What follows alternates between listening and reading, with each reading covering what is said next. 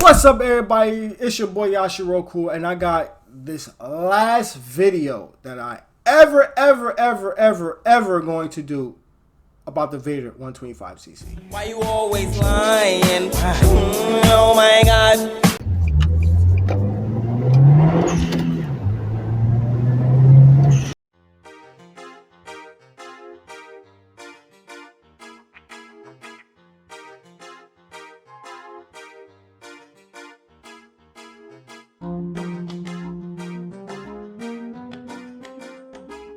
Months, I should say. I don't know if this is my first video this year.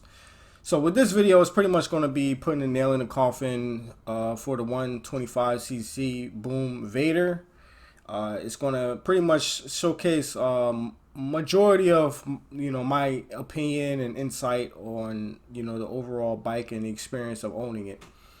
So right off the bat, where have I been? I got a new job, and I guess that's not really too interesting, but like I said before, I think a couple months ago, I said that I was working in the automotive industry, and I still do work in the automotive industry. I'm at another place now. It's a dealership, pretty much, and majority of the things that I experienced, like overall, this is just how the car industry is. It's very toxic. It's very toxic, and it's very it's stressful in a way.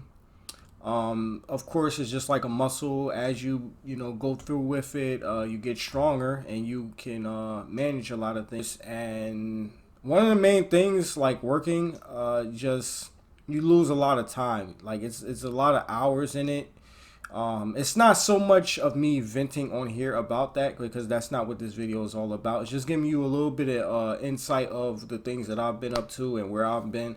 But yeah, it's mostly been job oriented things, amongst all the other stuff that I have to deal with. And that's just how it's been, and I haven't really been putting a lot of effort into my videos, at least trying to put stuff up.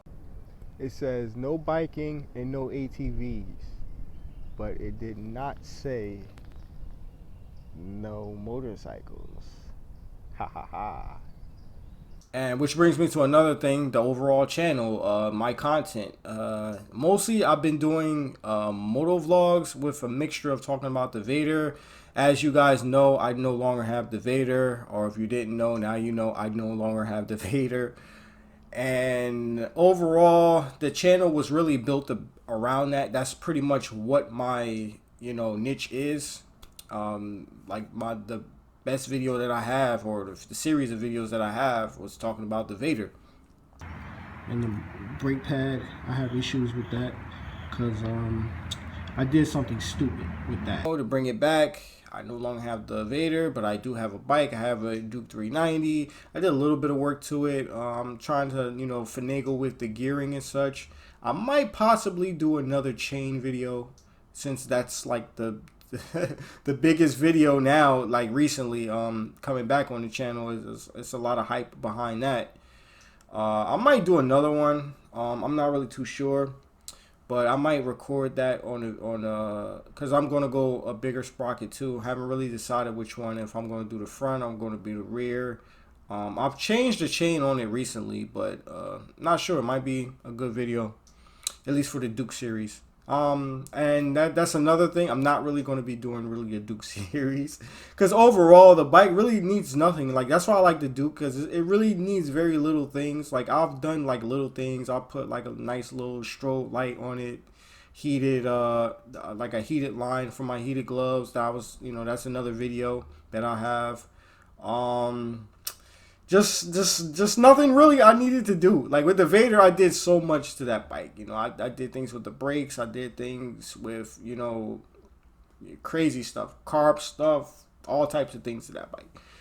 And overall, the experience, I have no regrets of getting a Vader. A lot of people talk junk about, oh, it's a Chinese bike and this and that, but to me, I learned a lot from it. Like, I learned a lot, with bikes, a lot more, because I started on 50cc Mad Dog. If you're not really familiar with that, it's made by Ice Bear. It's similar to the Ruckus, but it's like the Ruckus, but already stretched out. So it comes like how people build a Ruckus, you know, with the stretch kits and stuff like that.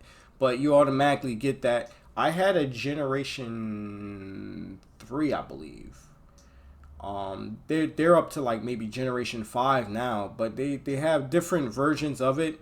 I had like the last that they had the rear, like the nice fat, you know, rear wheel on it. Now they're a little, they just had like that little stretch tire look, but mine was actually like a golf cart wheel, and I liked it. But there was also a downside to that because the wheel was flat.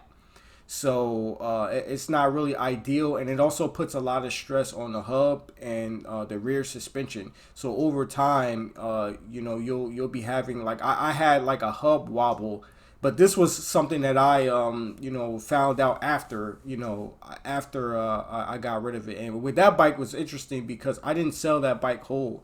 I pretty much parted it out.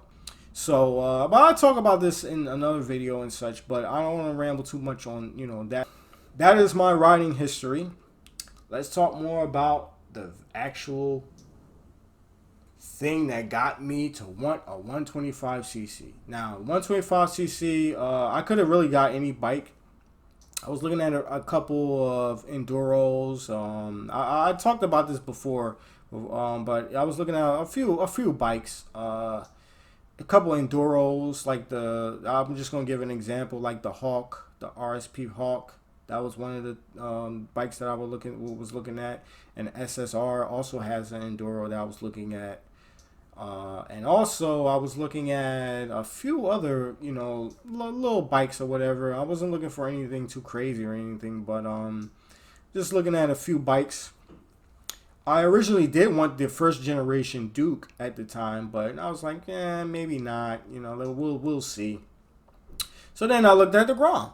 And then the Z also had came out, I think a year later or a couple months. Around like 2015, 14, I was looking for them.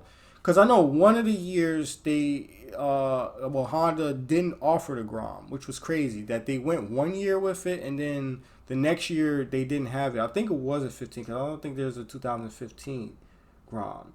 So for that year or whatever, they were coming out again the next year, which was 2016, which was the year that I was gonna I bought my Vader pretty much. So I was gonna put a deposit or whatever down for the Groms, but like this was during a time where they were like very scarce in supply. They did have a lot of like used ones, but they were, it's kind of like how the market is nowadays. Like they had insane prices for like used ones. So because of that, they were, you know, supply and demand type of thing, because they went 1 year without even manufacturing them. So yeah, so the only way you can get them was when they were gonna drop, you know, that following year. So that's when I was in the market and actually was gonna buy one, but I just couldn't go. And every place I went, they either had one coming in like 2 or 3 weeks, 4 weeks maybe, and somebody already put a deposit on it, or they had two that was coming in, already put a deposit on it. I think there was one, but it was like they had another one come in for like 3 months or something like that, just to put a deposit on, just to be like, hey, save this for me. You know what I'm saying? Because anything can happen during that time where it's like, oh, well, now they got it and I can't get it or whatever. So, you know, we're not even discussing the bad. We're just discussing the just, hey, hold that for me type of thing. So, so that was going on for a while. And then I just was like, yo, I got to have a bike by the end of this year. You know, I got to. Because this was around September when I was debating. Because I went like a whole year with the actual license.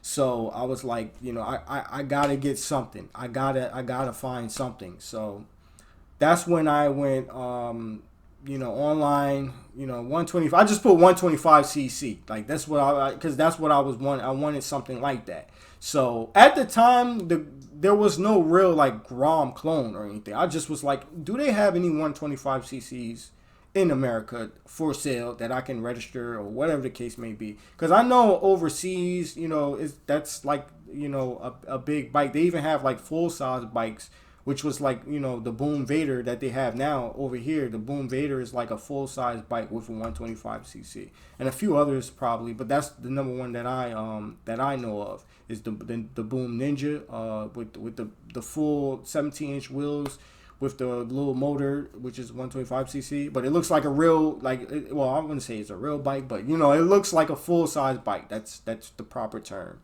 to say without me being, you know, flamed.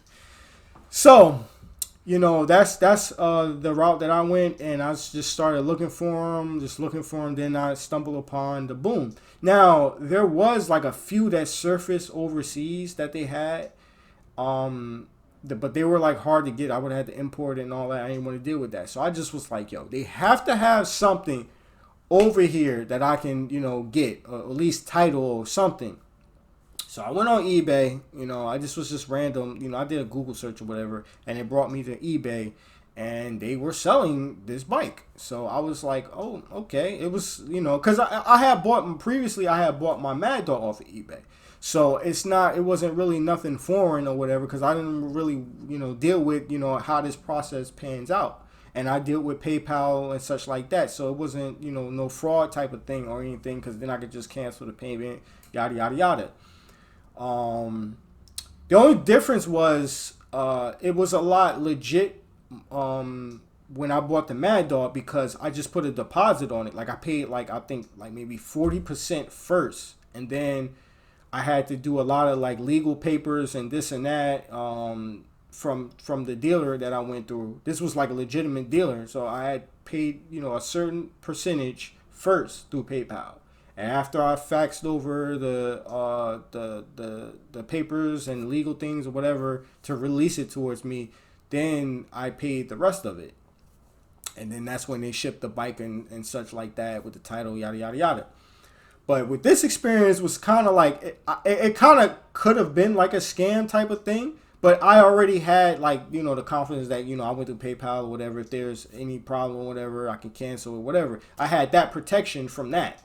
But this was like the first time, like they just took straight whole payment. Like I put the whole payment down, and you know, they send the bike, they shipped it literally through freight or whatever the next week, like, you know, and they shipped it, and I got the bike very quickly.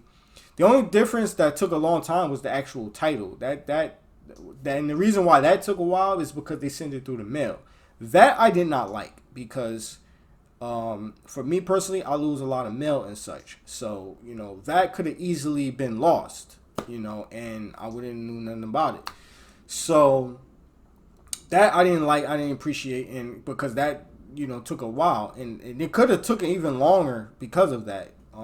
And this was like around the holiday season. This wasn't around the holiday season. It was like a late November type thing.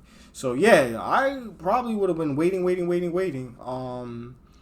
So, but I'll talk about this in another video and such, but I don't want to ramble too much on, you know, that. But this was, you know, something that I, you know, this was kind of, it's not foreign to me, but it was kind of like different or whatever.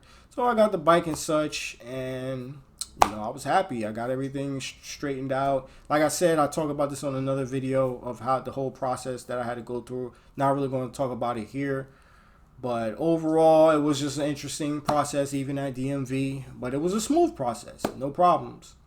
So I've owned the Vader for about 4 years before I sold it. This was from like 2016 to like last year. Well, no, it wasn't even last year. It was a year old. It was a year above that. But yeah, around 2020, I believe. Yeah, 2020. I always forget, but it was 2020, early 2020. I sold the bike. I think it was January, because I think a month after, that's when I got the Duke. So I had both of them. You know, I had to part ways with one. Like I said, there's another video for that. Overall experience of owning the Vader, I would not, you know, regret it. I will not say, oh, I would have changed or did this differently. If I did, I probably would have gotten the Duke right, like straight up. But That would have been the first generation Duke. But I'm kind of glad I did wait, because the first generation Duke has a lot of problems. You never really get the first generation of anything, the exact first one, because they're still working out the tweaks and this and that. So you might end up having a lot of problems with it, because that's one of the things with the Dukes. Like the early ones had like a lot of overheating problems and issues, and that they've since fixed them, but I'm just saying, because I end up getting like a later gen, which ultimately I feel as though like, hey, it was a good thing to do to wait. So overall review of the Vader, which is ironic because this is the first generation of the Boom. But that's ironic.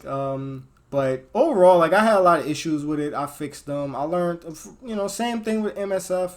For all the money that I spent on it and the knowledge that I've gained from it, it kind of pays for itself pretty much. So overall, it was a good, experience. I wouldn't really change much. And if I could change much, it would probably been a whole nother direction. But then again, I probably wouldn't be in the situation that I am today, especially knowledge-wise, from what, tearing stuff apart, because that Vader been torn apart so many times. But just that experience, like, and especially how the world is nowadays, like they're switching over to these things like EVs and stuff like that. And that brings me to like a more like bigger, look on things, is the fact that people don't really get their hands dirty anymore. A lot of people kind of get intimidated by that in a way. And overall, like, to me personally, I feel as though like, being able to do something as simple as an oil change, or something as simple as, adjusting your chain, or, just seeing how things work, or this and that.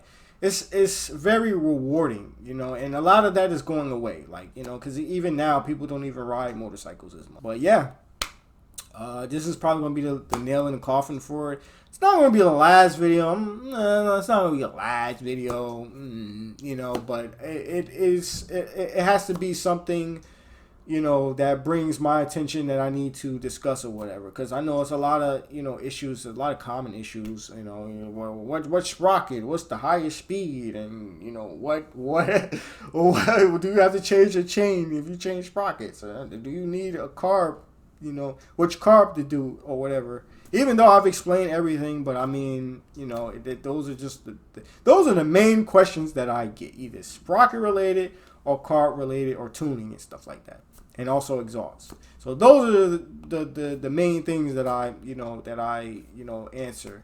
Do they get repetitive? Yes, they really do. But then again, I'm very vague with certain things that I talk about, or the people that I talk to. But I don't know. I mean, you guys got to decide. This channel is for you guys. I get enjoyment by making videos, but overall, this is a channel for the people. My idea of making this channel wasn't really about being famous or having clout and all of that, because that's totally irrelevant to me.